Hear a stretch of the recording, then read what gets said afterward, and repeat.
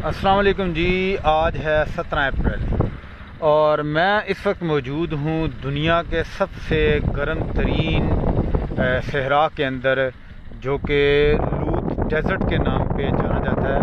और इस टाइम यहाँ पे वेदर जो है वो आपको मैं दिखा रहा हूँ कि 17 अप्रैल 2023। और ये आप जो वेदर देखें यहाँ पे कितना क्लाउडी है, पीछे बारिश भी थी। और कल यहाँ पे जो है ना वो 41 सेंटीग्रेड था। और अभी यहाँ पे ये सूरत हाल है कि मैं यहाँ रुका हूँ।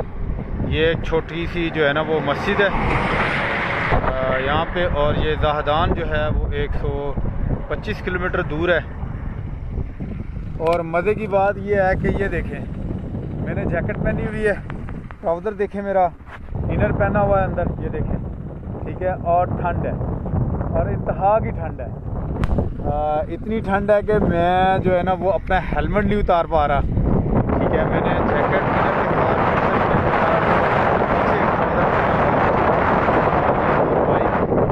आप देख रहे हैं खड़ी की है। पीछे आने वाले ये देखें मेरे साथी, उनको पता चल जाए मैं इधर ही खड़ा हूँ। ये सेल साहब आ रहे हैं और